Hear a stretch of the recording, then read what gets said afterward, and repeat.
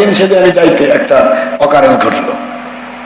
আমি সিএনজিতে উঠছি, সিএনজিতে উঠে সিএনজিওয়ালা আমাকে নিয়ে গেল, এখান থেকে বাস পর্যন্ত গেলাম, যাবো আমি ময়মনসিংহে যাচ্ছি।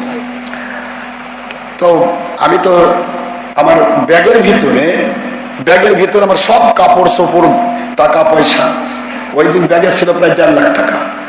তো সবকিছু নিয়ে মোটামুটি আমার মোবাইল আমি পকেটে রাখি না, রাস্তাঘাটে পকেট থেকে তুলে নেই, পড়ে যায়। তো মোবাইল টোবাইল যত আছে সব ব্যাগের ভিতর। তো আমি এই সিএনজিওয়ালা টাকা দিব নেমে দেখি পকেটে খুচরা টাকা তোলার মনেই নেই। তো ব্যাগ থেকে 50,000 টাকা একটা তোলা আছে, নতুন টাকা। ওখান থেকে একটা 500 টাকার নোট তুলে ওকে বললাম যে ভাই আমার তো টাকা নেই, খুচরা নিয়ে আসতে পারিনি, তুমি একটু দেখো তো কোথাও ভাঙ্গে টাঙ্গে পাওয়া যায় কিনা। না হুজুর এখন কে দিবি, 500 টাকা ভাঙ্গে কে দেয়। আমি কিন্তু তোকে বলতে পারতাম ঠিক আছে তুমি থাকো আমি দিচ্ছি, তা বলিনি। 10 টাকার জন্য বলবে দেখে হুজুর দিবে না, দিকে পারে যাচ্ছে।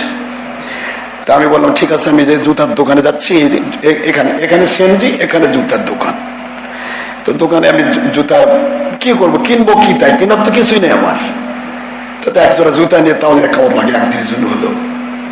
তো জুতার দোকানে এই টাকা দিয়ে খালি ভেঙ্গে নিয়েছি, এর মধ্যেও নাই। আমার ব্যাগ তার ইয়াতেই রাখলাম এই কারণে, তাকে বললাম তুই ব্যাগটা দেখো, এখানেই তো, এখানে।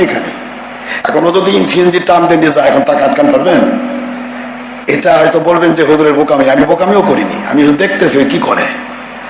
তো ব্যাগরিতে আমি যেখানে বসছি সেখানে রাখছি, আমি আর কেউ নেই, ওনারা সব চলে গেছে। তারপরে আমি দেখি নাই, আমি ভাবলাম যে তাহলে তো ব্যাগ চলে গেল, এখন কেমনে যাবো? ব্যাগের মধ্যে আমার জুব ব্যাগ যত কিছু সব ব্যাগের মধ্যে। তা চিন্তা করে কিভাবে যাবো, ব্যাগের মধ্যে চাবিও, দরবারের চাবিও ব্যাগে। না আসতে পারতেছি দরবারের দিকে, না যেতে পারতেছি মাহফিলের দিকে। শুধু আস্তে করে বিসমিল্লাহ তাওয়াক্কালতু আলাল্লাহ এবং রাসূল পাক সাল্লাল্লাহু আলাইহি ওয়াসাল্লাম দোয়া পড়ে আস্তে করে বসে রইলাম। 1 ঘন্টা পর সে আসলো, এসে কয় হুজুর ব্যাগটা নেন।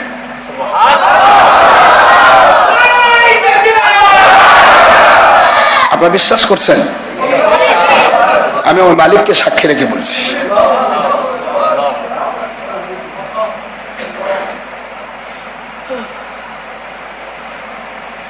এক ঘন্টা পর সে আসলো, এসেছে ধাওয়া করে বলছে হুজুর ব্যাগটা নেন। তাই বললাম বাবা ব্যাগ নিয়ে গেলে কেন তুমি? তোমাকে আমি যদি বিশ্বাসই না করতাম তাহলে ওর কাছ থেকে 10 টাকা নিয়ে তো তোমাকে দিতে পারতাম। আমি যেমন বিশ্বাসী, আমি অন্যকে বিশ্বাস করি। এই ব্যাগের ভিতরে 1.5 লক্ষ টাকা আছে, অনেক কিছু রয়েছে, টাকার চিন্তা আমি করি না। এর মধ্যে আমার গোটা বছরের ডায়েরি আছে মাহফিলের, তারপরে চাবি আছে, অনেক কিছু এর ভিতরে। তুমি এটা নিয়ে গেলে কেন? চাদর আছে, মোটামুটি ব্যাগটা ইয়া করলে প্রায় 2 লক্ষ টাকা পাওয়া যাবে। তাহলে এই 2 লাখ টাকার ব্যাগ তুমি নিয়ে গেলে, স্যান খুলেছ? পরে ওর সাথে যোগাযোগ করলাম, বলতেছে হুজুর স্যান কি খুলবো, আমি ব্যাগত হাত দিতে দিকে যাই, খালি সাপ খালি কিনবি করতেছে।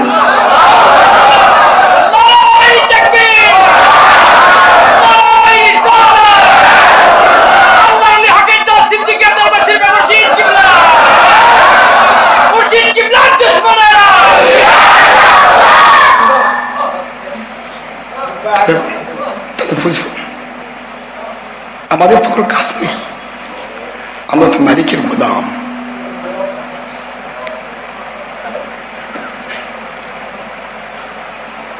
সে বলতেছিল হুজুর আপনি ব্যাগটা দয়া করে নেন। আমি ব্যাগে হাতও দিতে পারিনি, সে ব্যাগটা রেখেছে। আমি বসছিলাম যেখানে, সেখানে ব্যাগ ছিল বসার জায়গায়, ও ব্যাগ রেখেছে উপরে নিয়ে যাওয়ার উদ্দেশ্যে, যেখানে মালপত্র রাখে না সেনজি, ওইখানে হাত দিয়ে সে ব্যাগটা নিবে এ সাহসও পাচ্ছে না। ওইখানে হাত দিয়ে ব্যাগটা যে আমার হাতে দিবে এ সাহসই পাচ্ছে না। সে কি দেখতেছে?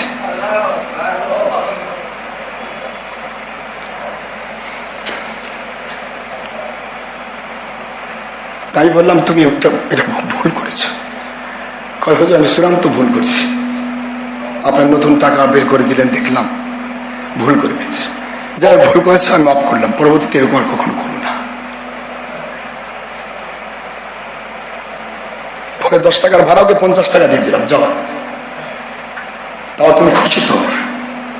হুজুর টাকা দেওয়া লাগবে না, তুমি নিয়ে যাও। এই যে ব্যাগ নিয়ে আমি ময়মনসিংহ চলে গেলাম। ময়মনসিংহ গিয়ে আমার রাত 11টা বাজে। আর 11টার সময় মাহফিলে যাওয়া মানে মানুষ তো মাহফিলে ঘিস ঘিস করতেছে, সবাই অপেক্ষা করছে হুজুর আসতেছে। প্রশ্ন হলো যে আমরা তো অলি না, অলিদের পথে চলার জন্য একটু প্রচেষ্টাকারী গোলাম। এই গোলামদেরকে যদি আল্লাহ এভাবে কন্ট্রোল করেন,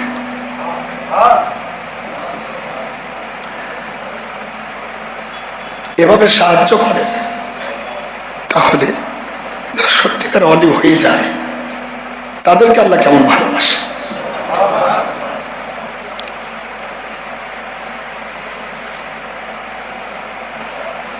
এই জন্য আল্লাহ বলেছেন কুনু রব্বানিয়িন, তোমরা আল্লাহ ওয়ালা হয়ে যাও।